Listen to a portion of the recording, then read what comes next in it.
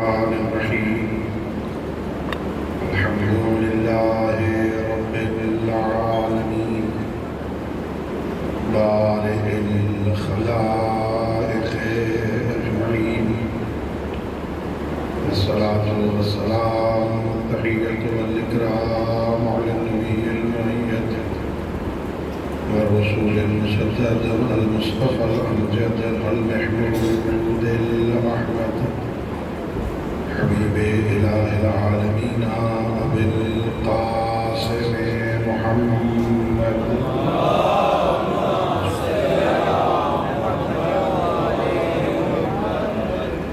وعلى أهل بيته الطيبين الطاهرين المعصومين الغر الميامين الذين قال الله تعالى في شأنهم إنما يريد الله ليذهب عنكم الرجس أهل البيت ويطهركم تطهيرا.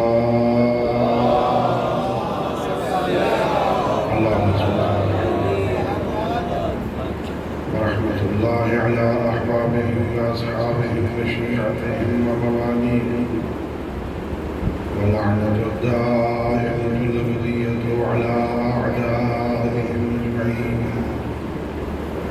أما بعد فقد قال مولانا حسين بن علي عليه السلام: بسم الله الرحمن الرحيم إني لم أخرج أشرا ولا بدرا ولا مفسدا ولا ظالما بل خرجت لطلب الإصلاح في أمة جدي رسول الله وأريد أن آمر بالمعروف وأنهى عن المنكر وأسير بسيرة جدي وأبي سلام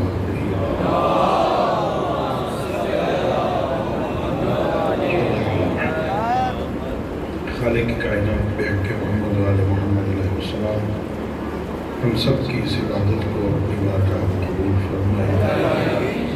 خالق علم یزل لا یزال بحق محمد وآل محمد علیہ السلام یہ جو ہم نے 10 دن عزاداری کی ہے اس میں کوئی نقص رہ گیا ہو صحیح عزاداری نہ کر سکے خالق کائنات اپنے کرم سے ہماری اس ناقص عبادت کو قبول فرما ہمیں صحیح اور سچا عزادار بننے کی توفیق عطا فرما. پروردگار تجھے اپنے عز و جلال کا واسطہ ان مجالس کو اس عزاداری کو اس گریہ گزاری کو ہماری ہم سب کے مرحومین تمام شہداء ملت اور بالاخص ان مجالس کا اہتمام کرنے والے مومنین کے مرحومین کی بخشش کا ذریعہ قرار دے. پروردگار محمد وآل محمد علیہ السلام کا واسطہ ہمارے ملک کی حفاظت فرما. پروردگار بار میں تاجدار ولایت امام عادل کے ظہور میں تعجیل فرما. اپنی نظیم عبادت اور اس دعا کی قبولیت کے لیے بآواز بلند سزا اللہم صل علی. میرے محترم معزز اور مکرم سامعین، میں آپ تمام حضرات کا شکر گزار ہوں کہ آپ نے ان 9-10 دنوں میں مجھ طالب علم کو سنا، میری باتوں کو غور سے سماعت فرمایا. اگرچہ میں خود محتاج نصیحت ہوں، میں خود ابھی لائق تربیت ہوں، میں نے آپ سے کچھ سخت باتیں بھی کی ہوگی اور بہت ساری باتیں سوچ کے آتا تھا کہ آج یہ باتیں آپ سے کریں گے، یہ حدیث آپ کو سنائیں گے، لیکن کبھی وقت کے دامن میں گنجائش نہ رہتی اور کبھی بات کسی اور طرف نکل جاتی، تو جو میں سوچ کے آتا تھا اس میں سے بہت تھوڑا میں آپ کی خدمت میں عرض کر سکا. بہت ساری باتیں رہ گئیں، بیان نہیں ہو سکیں، دعا ہی کر سکتے ہیں پروردگار جو ہم کہہ سکے اسے قبول فرما، جو ہم نے کہا ہے، جو سنا ہے، ہم سب کو اس پہ عمل کرنے کی توفیق عطا فرما۔ آج کی رات اس حوالے سے نہایت ہی اہم رات ہے، پورے عشرے کا نچوڑ ہے آج کی رات۔ آج کی رات ہمارے ہاں اسے شب بیداری کے طور پہ منایا جاتا ہے۔ ہمارے ہاں حکم یہ ہے کہ اس رات کو بیدار رہو، جاگتے رہو۔ نیند سے بیداری ایک معنی ہے، سونا نہیں ہے، یعنی بیدار رہو، اور شاید اس سے بھی وسیع معنی ہو بیداری کا کہ اگر خواب غفلت میں ہیں، اگر ان دنوں میں مقصد امام حسین علیہ السلام کی طرف توجہ نہیں کر سکے، آج کی رات اہم رات ہے۔ اپنے آپ کو بیدار کرو، اپنے اندر کو بیدار کرو، امام حسین علیہ السلام کے پیغام کو سمجھنے کی کوشش کرو، اس لیے کہ یہ امام حسین علیہ السلام کا عشرہ کل شام کو ختم ہو جائے گا۔ ہم سارے کل شام غریبہ کی مجلس کے بعد اس عشرے سے فارغ ہو جائیں گے، امام حسین کا عشرہ ختم ہو جائے گا، کل شام سے زینب کبریٰ کا عشرہ شروع ہوگا۔ ان 10 دنوں میں ہم نے کیا سیکھا ہے؟ اس رات کو شب احتساب کے طور پہ بیدار ہو کے منائیں، ہم اپنا محاسبہ کریں۔ ان 10 راتوں میں میں نے کیا سیکھا ہے؟ میرے اندر کتنی تبدیلی آئی ہے؟ میں نے ائمہ ہدیٰ علیہ السلام کے فرامین سنے، میں نے قرآن کی آیات سنی، میں نے واقعات سنے، عزاداری مظلوم کربلا کے سبب سے یہ چیزیں مجھ تک پہنچی، میں نے ان سے کتنا استفادہ کیا۔ خدا نہ خواستہ پہلے نماز نہیں پڑھتا تھا، میں کربلا والوں کی نماز سن کے مجھ پہ کیا اثر ہوا۔ میں آرام دہ کمرے میں نہیں پڑھتا، کمرے میں اے سی لگا ہوا ہے میں نہیں پڑھتا، حسین کی بہن بے پلانہ شجر پہ پڑھتی ہے۔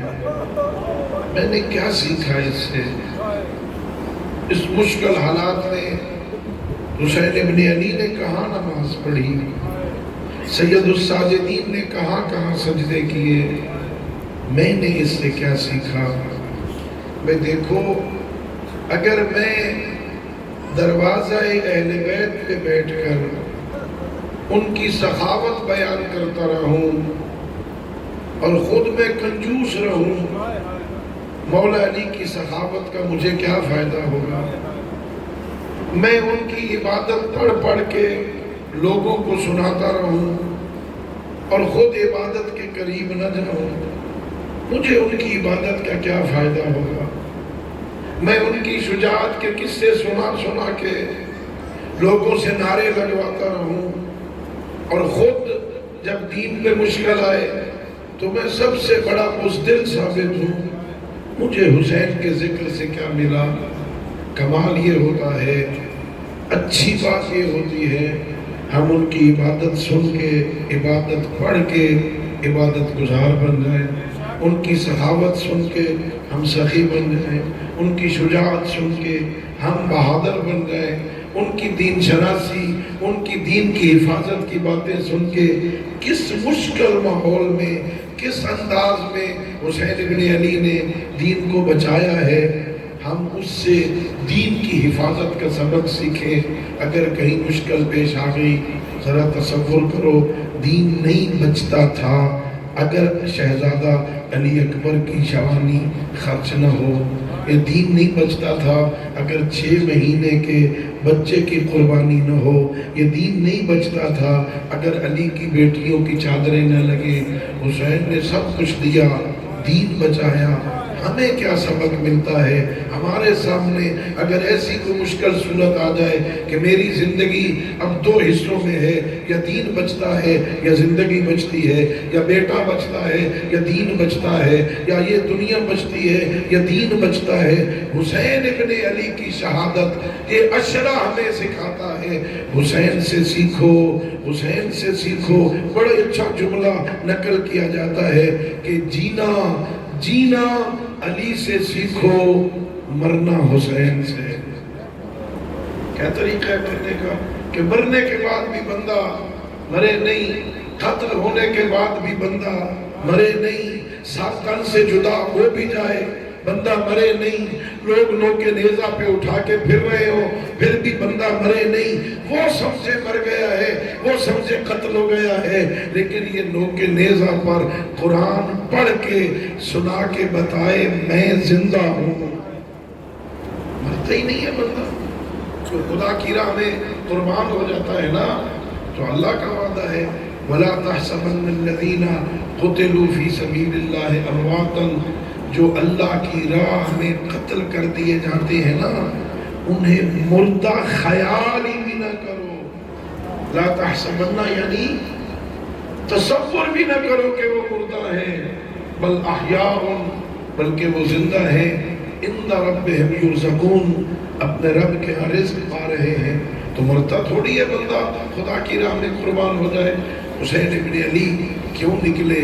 اپنا پورا منشور زہرا کے لال نے لکھ کے اپنے بھائی محمد حنفیہ کے حوالے کیا کہ قیامت تک آنے والے لوگ شاید ان کو پتہ نہ چلے میں کیوں نکل رہا ہوں، بہانے بنائیں گے کوئی، میں اس لیے نکلا تھا، میں اس لیے نکلا تھا، میں یہ لینے گیا تھا، میں وہ دینے گیا تھا۔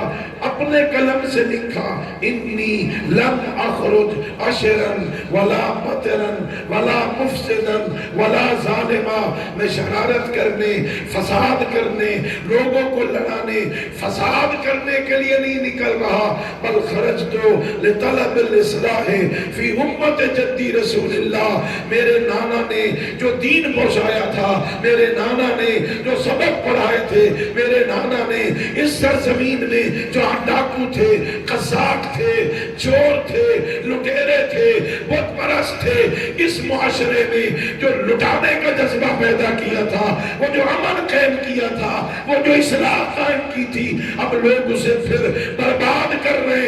حسین نکل رہا ہے تاکہ اس بگاڑ کو ختم کر کے پھر اپنے نانا کی امت میں اصلاح پیدا ہو۔ اللہم صلی علی محمد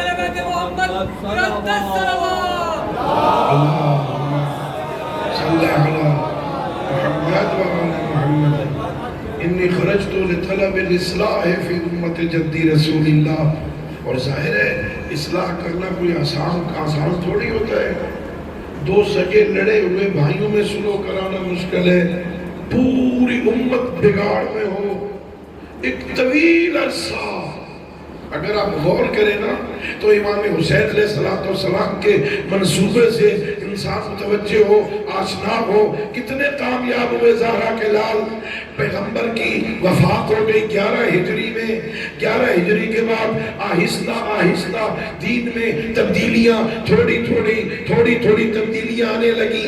40 ہجری کے بعد ذرا اس میں اور تبدیلی آ گئی، 50 ہجری کے بعد 60 ہجری میں اس حد تک اس معاشرے میں تبدیلی آ گئی کہ یزید جیسا شارب الخمر، شرابی، فاسق، فاجر، قاتل نفس محترمہ، جو شرابی ہے، فاسق ہے، نفس محترمہ کا قاتل ہے، جس کا کوئی کردار نہیں ہے، اتنی تبدیلی مسلمانوں کے ذہن میں پیدا ہو گئی کہ اسے خلیفۃ الرسول سمجھ کے، خلیفۃ اللہ سمجھ کے، اسے مسند رسول میں بٹھا کے اس کی بیعت لے رہے تھے۔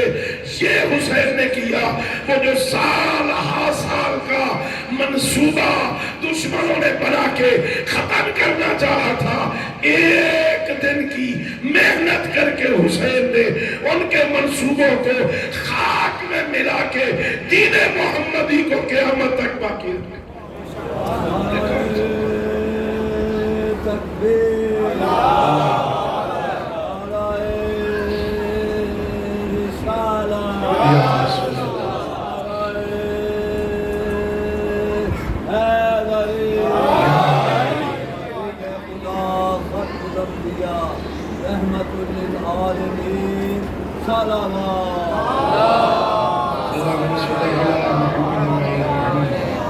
جو فرما رہے ہیں نوجوان عزیز بیٹھے، کتنی بڑی کامیابی، مخالف کئی سال سے منصوبے بنا رہا ہے۔ منصوبہ کیا ہے؟ اس معاشرے سے علی حیدر کرار کا ذکر ختم ہو جائے، جو بچے جس بچے کا نام علی رکھا جائے اس بچے کو قتل کر دیا جائے، رام ممبروں پر علی کے خلاف خطبے دلوائے جائیں، جمعے کے خطبوں میں علی حیدر کرار پر سب کروایا جائے تاکہ لوگ متنفر ہو جائیں، علی سے دور ہو جائیں۔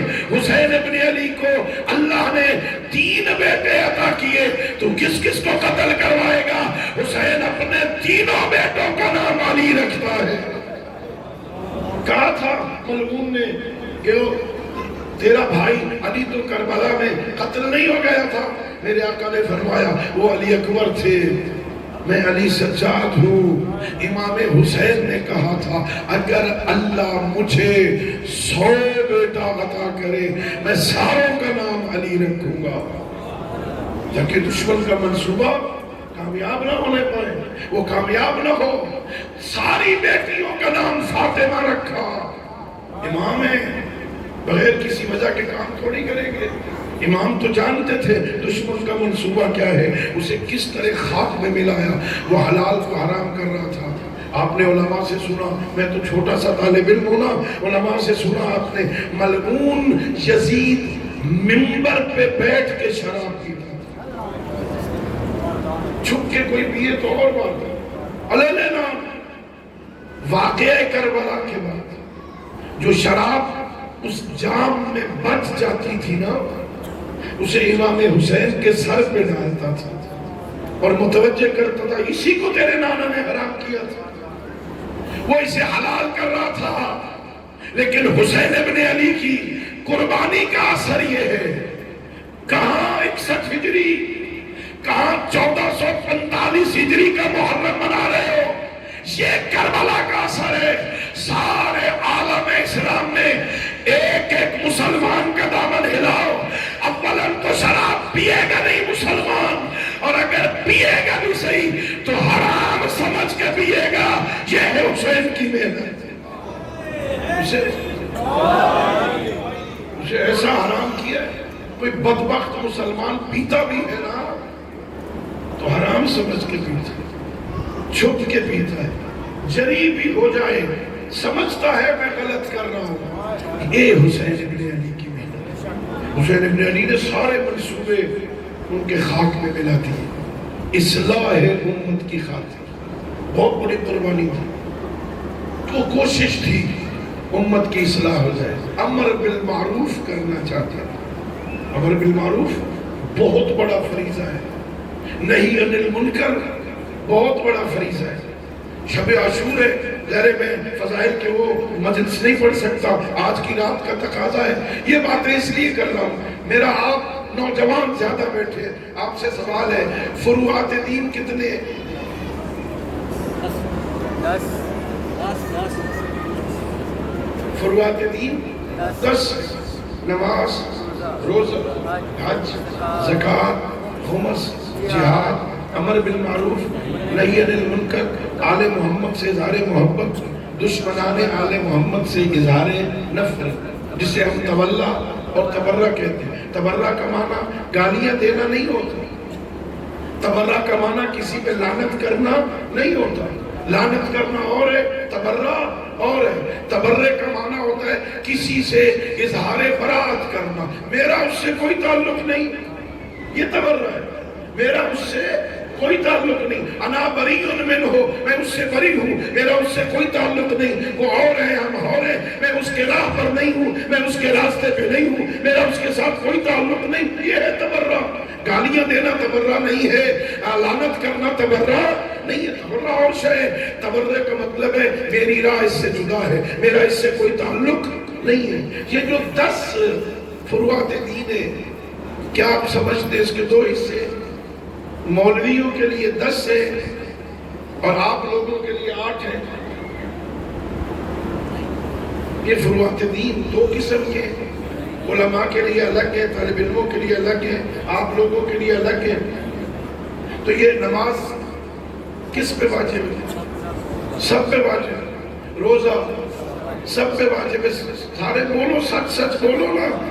نماز سب پہ واجب ہے، روزہ سب پہ واجب ہے، حج جو مستطیع ہو سب پہ واجب ہے، زکوٰۃ جس کا مال نصاب تک پہنچ جائے سب پہ واجب ہے، خمس جس کے پاس پرافٹ آ جائے سب پہ واجب ہے، جہاد حکم امام ہو جائے سب پہ واجب ہے نا. تو امر بالمعروف صرف مولویوں پہ واجب ہے. یہ کہاں سے آ گیا؟ نہیں، یہ المنکر صرف مولویوں پہ واجب ہو گئے. آپ پر بھی واجب ہے، آپ پر بھی واجب ہے لوگوں کو بتائیں نیکی کیا ہے، آپ پر بھی واجب ہے لوگوں کو بتائیں منکر کیا ہے. لیکن صرف فرض یہ ہے پہلے سیکھ لو، پہلے تمہیں پتا ہو معروف کیا ہے. کہیں ایسا نہ ہو تبلیغ کے چکر میں منکر کو معروف بنا دو اور معروف کو منکر بنا دو. تمہیں پتا چل جائے نا یہ کام اچھا ہے، یہ ٹھیک ہے، لوگوں کو بتاؤ. کہاں بتاؤ؟ امر بالمعروف کے شرائط میں وہاں تک بتاؤ جہاں تک سمجھتے ہو میری بات اثر کر سکتی ہے. میرا بھائی میری بات مان جائے گا، اسے بتاؤ یہ غلط راستہ ہے جدھر جا رہے ہو، نہیں جاؤ. میری بہن میری بات مانے گی، میرا دوست میری بات مانے گا، میرا رشتہ دار کزن میری بات مانے گا. جہاں تک احتمال ہو امر بالمعروف کرنا واجب ہے. امیر المومنین فرماتے ہیں امر بالمعروف ترک نہ کرو، نہی عن المنکر ترک نہ کرو. معاشرے میں امر بالمعروف کرتے رہو، نہی عن المنکر کرتے رہو. اگر یہ ترک کر دو گے نا اللہ تم پر ایسے ظالم حکمران مسلط کرے گا جو تم پہ رحم نہیں کریں گے. بے رحم ظالم حکمران تم پر مسلط ہو جائیں اگر امر بالمعروف نہیں کرو گے، اگر نہی عن المنکر نہیں کرو گے. اچھا میں امر بالمعروف کروں،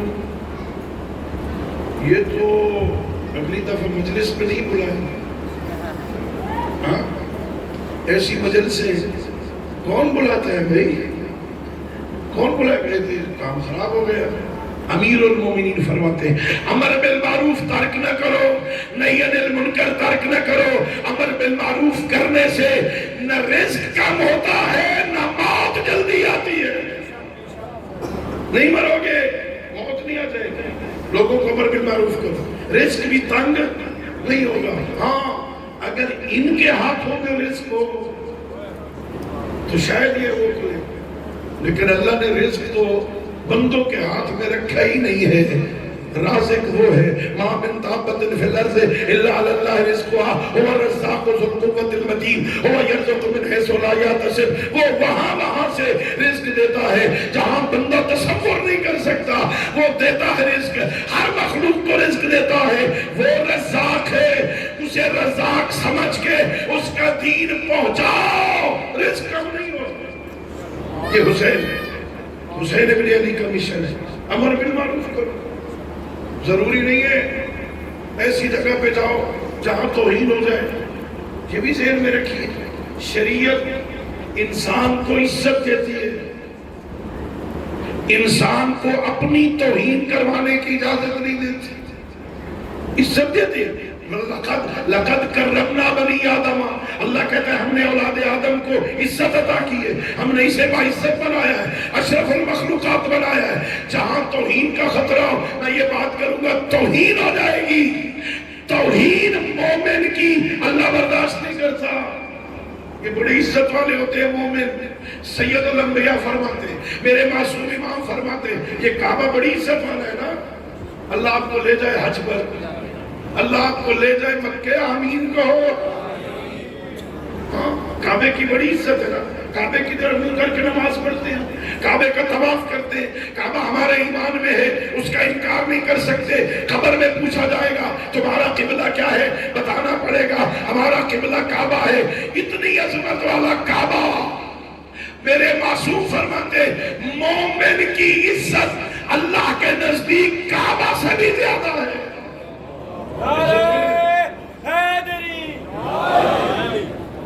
تو ہمیں آج کی رات اپنا محاسبہ کرنا، ہم نے سونا تو نہیں ہے، آج جاگتے رہیں گے، مجلس ختم ہو جائے ذرا کسی کونے میں بیٹھ جائیں، اپنے آپ سے بات کرو۔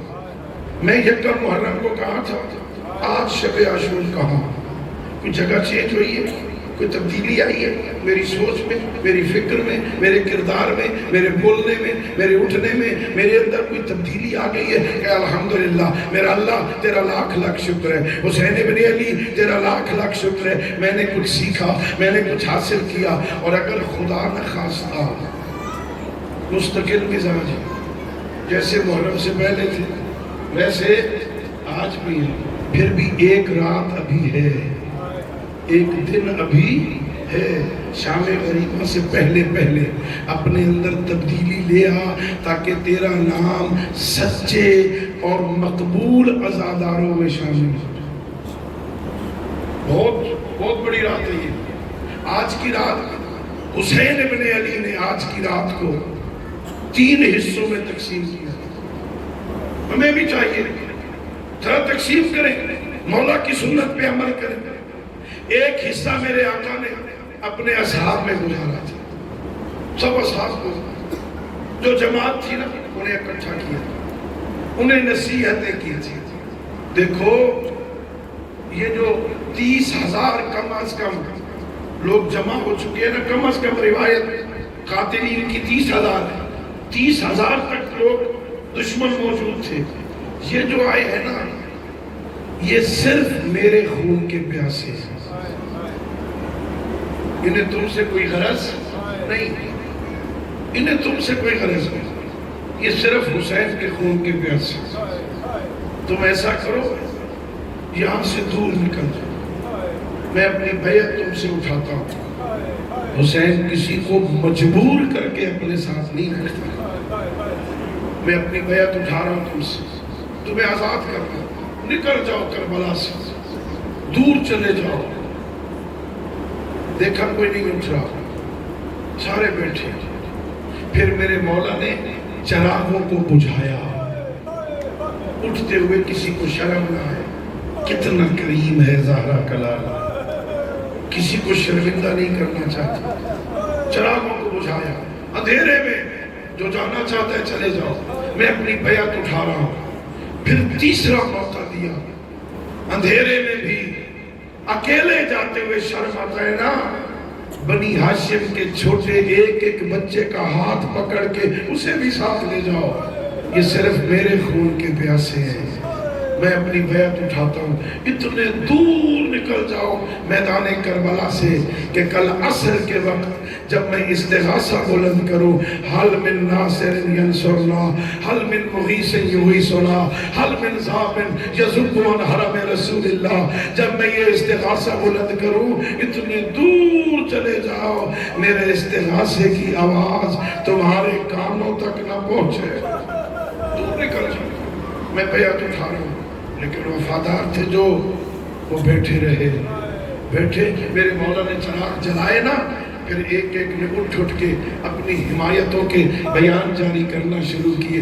بوڑھا حبیب اٹھا، کہا مولا کیا کہہ رہے ہو، ہم آپ کو اس حالت میں چھوڑ کے چلے جائیں، کل قیامت میں پیغمبر کو کیا منہ دکھائیں گے؟ ہم تیرے حسین کو اس حالت میں چھوڑ کے چلے گئے، یہ تو ایک قتل کی بات ہے نا مولا، مجھے 1000 دفعہ قتل کیا جائے، اور میری لاش کے ٹکڑے کیے جائے، میری لاش کو جلایا جائے، اسے ہوا میں اڑایا جائے، پھر مجھے زندہ کیا جائے، میں 1000 مرتبہ قتلوں کے تجھ پہ قربان ہونا تو قبول کروں گا، لیکن زہرا کے لال کو اس حالت میں چھوڑ کے جانا بڑا مقام ہے نا۔ اللہ آپ کو کربلا لے جائے نا، پھر دیکھو حبیب کو اللہ نے کیا مقام عطا کیا ہے اسی زری کے ساتھ، جہاں حسین ابن علی کی قبر ہے، جہاں حسین ابن علی کی زری ہے، کہ شہداء بھی ساتھ ہے، باقی سارے شہید وہاں اکٹھے دفن ہیں، حبیب کو یہ مقام ملا۔ حسین کی زری کے پہلو میں الگ زری بنی ہوئی ہے، سارے جا کے سارے شہداء کو اکٹھا سلام کرتے ہیں، حبیب کو الگ سلام کرتے ہیں۔ اے حسین کے بچپن کے ساتھی ہمارا سلام، اللہ نے مقام عطا کیا اسے، ایک ایک اٹھ کے اپنی حمایتیں کر رہا ہے۔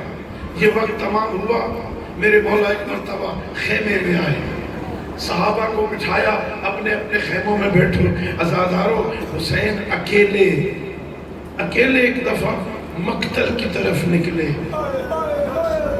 مقتل والوں نے لکھا حسین ابن علی کو اکیلا جاتے ہوئے آدھی رات کو ہلال ابن نافع نے دیکھا، وہ مولا کے پیچھے پیچھے چلنے لگا۔ میرے امام نے قدموں کی آہٹ دیکھی، کہا ہلال کیوں آئے ہو؟ کہ مولا دشمن زمانہ ہے، اکیلے آپ چل نکلے ہیں، خطرہ تھا کوئی دشمن حملہ نہ کر دے۔ میرے آقا نے فرمایا اب آ گیا ہے نا تو پھر آرام سے پیچھے چلتا۔ ایک منزل آئی اور مقتل والوں نے لکھا، میرے آقا نے کہا آپ یہاں رک جا، اس سے آگے نہ آنا۔ لکھا مقتل والوں نے حسین اکیلے اپنی قتل گاہ کی طرف چلے گئے، کافی دیر کے بعد واپس آئے۔ وہ صحابی نے پوچھا مولا اکیلے کیوں گئے تھے؟ میں جو آیا تھا مجھے ساتھ کیوں نہیں لے گئے؟ کہ ہلال میری قتل گاہ میں میری ماں زہرا آئی ہوئی تھی، میری قتل گاہ کو صاف کرنے آئی تھی، اور میں تجھے کیسے لے جاتا؟ میری ماں میری قتل گاہ کو صاف کرنے آئی تھی۔ وہاں سے واپس آئے، بیویوں میں بیٹھے، اللہ اکبر۔ مقتل والوں نے لکھا بی بی زینب کبریٰ نے اپنے سامنے بٹھایا، بھائی ذرا بیٹھو، ہاں ایسا کرو، غور سے ذرا سنو نا، مجھے اماں زہرا کے رونے کی آواز۔ ماں تو ماں ہوتی ہے نا، کتابوں میں مجھے ملتا ہے جب کسی گھر میں کوئی پریشانی ہوتی ہے اور اس گھر کی ماں مر گئی ہو نا، وہ عالم ارواح میں بھی بچوں کی پریشانی برداشت نہیں کرتی، عالم ارواح میں بھی اس ماں کا روح تڑپتا ہے۔ ذرا غور کرو، ماں ہو زہرا جیسی، بیٹا ہو حسین جیسا، سارا خاندان مشکل میں گھرا ہو تو زہرا کہاں جنت میں بیٹھے گی؟ روح زہرا کربلا میں آئی ہوئی تھی اور زینب کبریٰ کہہ رہی تھی بھائی مجھے اماں کے رونے کی آواز۔ اللہ اکبر۔ وہاں بیویوں میں گزارا۔ میرے آقا نے ایک ایک خیمے کا جائزہ لیا۔ آج کی رات چونکہ وہ زندگی کی آخری رات ہے کہ ماں کے پاس بیٹا ہے، بہن کے پاس بھائی ہے، زوجہ کے پاس شوہر ہے، آج سب کے ساتھ وارث موجود ہیں، آج آخری رات ہے۔ کل رات جو آئے گی ماں کے پاس بیٹا نہیں ہوگا اور بہن کے پاس بھائی نہیں ہوگا، کسی کی کوکھ اجڑے گی، کسی کی ماں اجڑے گی، عقل بیوہ ہو جائیں گے، اجڑ جائیں گی بیویاں۔ آج اپنے بچوں کو اپنے خیموں میں لے کے یہی بیویاں تیار کر رہی ہیں، کوئی اونو محمد کو، کوئی قاسم کو، کوئی اور بچوں کو۔ دیکھنا کل اکبر سے پہلے تمہاری لاش آئے۔ ایک ایک بی بی وصیت کر رہی ہے کل میرے دودھ کی لاج رکھ لینا، کل اکبر سے پہلے تمہیں قربان ہونا ہے۔ سنو گے عزادارو، میرے مولا نے گھر میں بیٹھ کر کل کے شہداء کی فہرست بنائی۔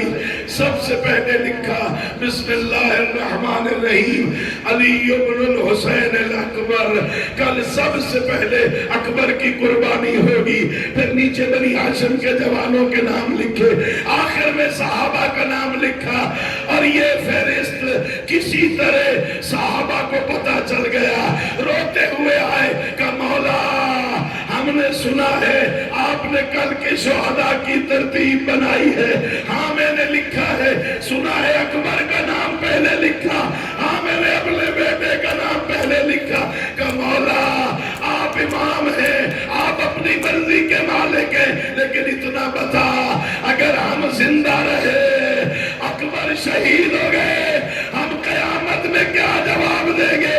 ہم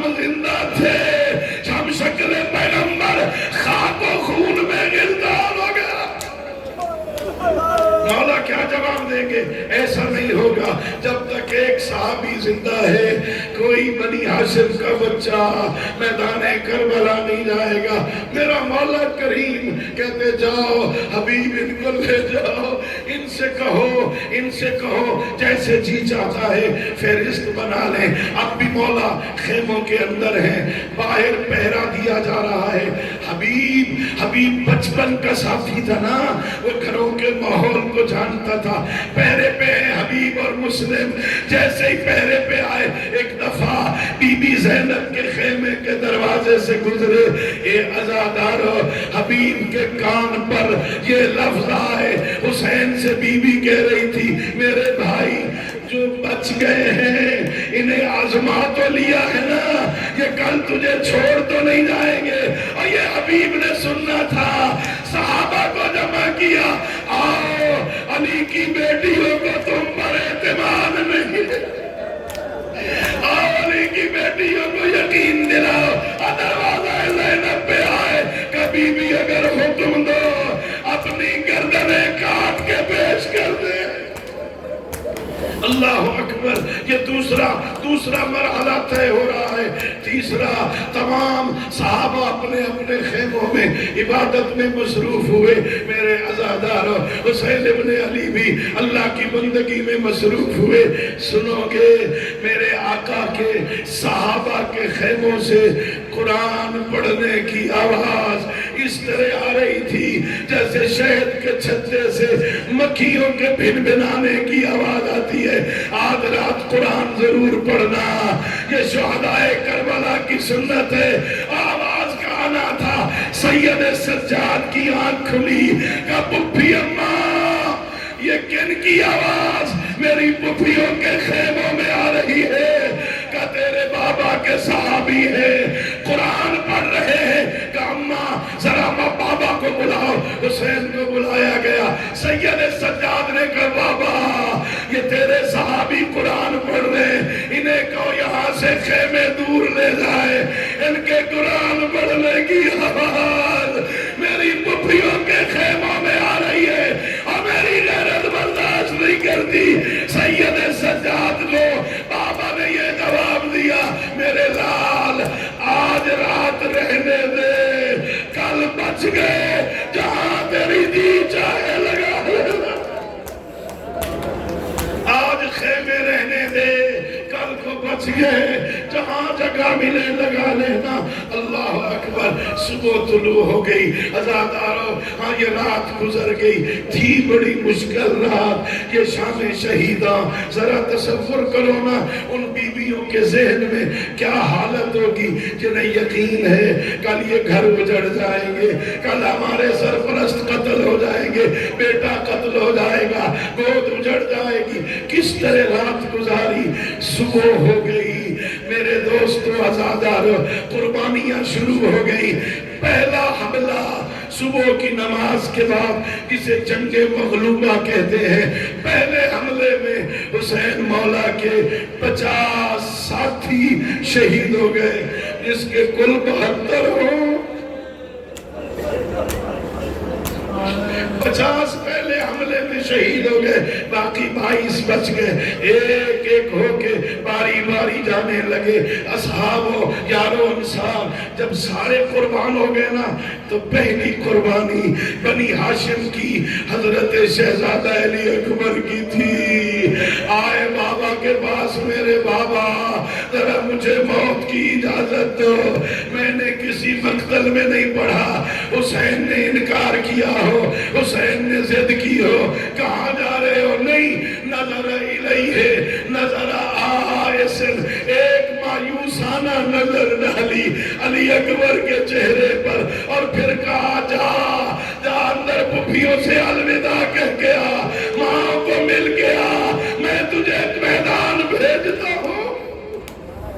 شہزادہ علی اکبر آئے۔ سنو عزادارو، آیا شہزادہ علی اکبر نا اندر آئے ملنے کے لیے۔ سب سے پہلے اس خیمے میں گئے جہاں حضرت امام سجاد سوئے ہوئے تھے۔ بھائی میرا سلام، لیکن امام سجاد پر غشی تھی، اپنی پھپھی کو وصیت کی جب میرا بھائی بیدار ہو جائے اسے کہنا اکبر سلام کہتا تھا، اکبر اکبر سلام کر کے چلا گیا ہے، وہ سلام کہتا تھا۔ علی اکبر خیمے سے نکلے، پھپھیوں نے گھیرا ڈالا، واہ محمدہ، واہ علیہ، واہ اکبرہ، واہ حسینہ، واہ غربتہ کے صدائیں جو بلند ہوئی نا، بیویوں نے رونا شروع کیا۔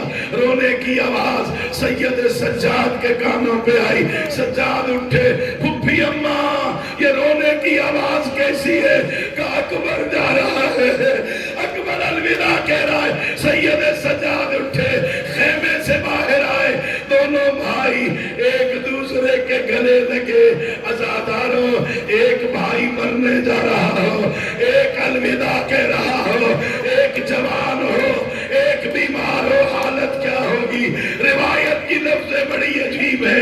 دونوں نے ایک دوسرے کی گردن میں باہیں ڈالی، دونوں نے رونا شروع کیا۔ پھپھیاں آگے بڑھی، ہاتھ چھڑانا چاہتے ہیں، ہاتھ نہیں چھٹتے۔ سید سجاد کے پاس حسین ابن علی آئے، ایک ہاتھ اکبر کے شانے پہ رکھا، ایک ہاتھ سید سجاد کے کندھے پہ، کہا میرے لال بس کرو، مجھ غریب کی اپنی قسمت، ہائے میری قسمت، میرا اکبر جا رہا ہے۔ سنو روایت میں ہے، ایک مرتبہ علی اکبر کے ہاتھ کھلنے لگے۔ راوی نے لکھا، سید سجاد نے حضرت علی اکبر کے کان میں یہ جملہ کہا، تو جوان ہے، باہر موت کا بازار گرم ہے، اور میں بیمار ہوں اکبر، آ میرے ساتھ تبادلہ کر لے، میں تیری جگہ کربلا میں شہید ہو جاؤں، تو میری جگہ شام چلا جا۔ علی اکبر ہاشمی خون تھا، ہاتھ چھوڑ کے گا سجاد، اور کربلا میں مرنا آسان ہے، ننگے سر زینب کے ساتھ، کبھی اس بازار، کبھی اس بازار، تو جان اور شام، میں کیسے جاؤں شام، یہ تیرا مقدر ہے، یہاں قتل ہونا آسان ہے۔ ایک مرتبہ بابا سے اجازت مانگی، میرے آقا نے اجازت دی اور ہاتھ اٹھا دیے۔ اللہم اشہد علی ہؤلاء القوم، میرا اللہ اب گواہ رہنا، قد برز الیہم غلام، اب ایسا جوان بھیج رہا ہوں، اشبہ الناس برسولک خلقا و خلقا و منطقا، جو تیرے نبی کی شبیہ ہے۔ میرا اللہ، حسین جب تیرے نبی کی زیارت کا مشتاق ہوتا، ہم اس جوان کو دیکھا کرتے تھے۔ اجازت دی، امامہ پیغمبر کا بدھوایا، سلجھ گھوڑے پہ سوار کیا۔ جیسے ہی علی اکبر چلے نا، جوانوں ابھی چند قدم چلے تھے، پیچھے کسی کے پیروں کی آواز سنی۔ اکبر نے مڑ کے دیکھا، بابا دوڑ رہے ہیں، کہ بابا خود تو الوداع کہا ہے، اپنی جگہ پہ بیٹھو، پھر کیوں پیچھے دوڑ رہے ہو؟ اب کہا اکبر، کاش تیرا بیٹا ہوتا، تو بوڑھا ہوتا، اور جوان تجھ سے موت کی اجازت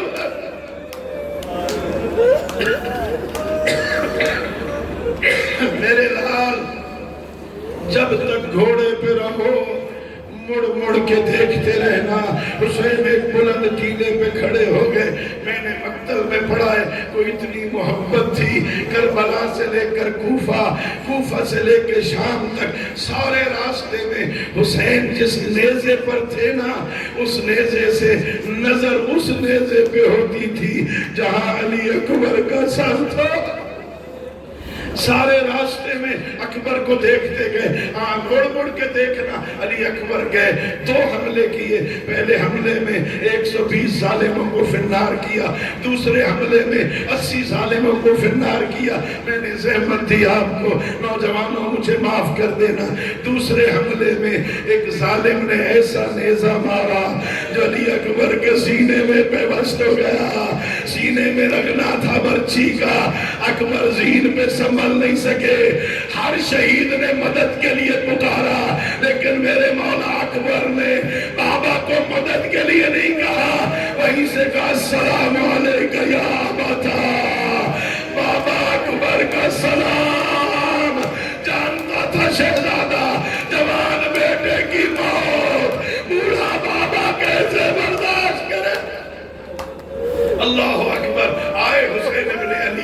بڑی تیزی سے روایت ہے جب تک چل سکتے تھے چلے، اور جب چلنے کی طاقت ختم ہو گئی ایرانی علماء نے لکھا پدر پر لاش پسر زانو بلانو رسید، ایسے چلے حسین جیسے چھوٹا بچہ اپنی ماں کی طرف آتا ہے۔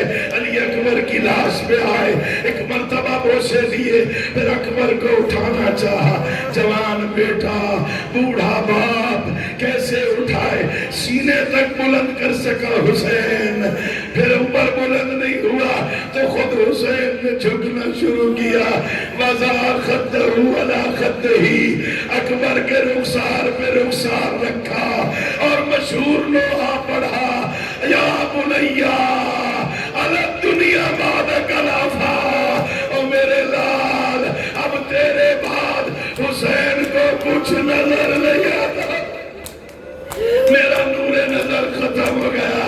اکبر ذرا میرے ساتھ بول، کیسے اٹھائے، اٹھا نہیں سکتا، بنی ہاشم کے بچوں کو بلایا، میری مدد کرو، مجھے ساتھ لے جاؤ، اکبر کی لاش اٹھاؤ، دو جملے لائے، بعد روایتوں میں نے پڑھا خیمے میں لاش رکھی گئی، عزادارو جناب ام لیلہ نظر نہیں آتی، کہ بلاؤ ماں کہاں ہے، ام لیلہ کو لایا گیا اور بیٹھی اکبر کے لاشے کے پاس، کہا مولا ذرا پیچھے ہٹو، بیویوں ذرا پیچھے ہٹو، کوشش کی اپنے ہاتھوں میں خون لے اپنے سر پہ ملنا چاہا، ابھی ملا نہیں تھا، کربلا میں زلزلہ آیا، میرے مولا نے پوچھا ام لیلہ کیا کر رہی ہے، کہ میں نے منتیں مانی تھی اور جب بیٹے کی شادی کروں گی سر میں مہندی لگاؤں گی، شادی نہ ہو سکی، ام لیلہ اپنی منتیں پوری، الا لعنۃ اللہ علی القوم الظالمین، وسيعلم الذين ظلموا أي منقلب ينقلبون، وآخر دعوانا الحمد لله رب العالمين.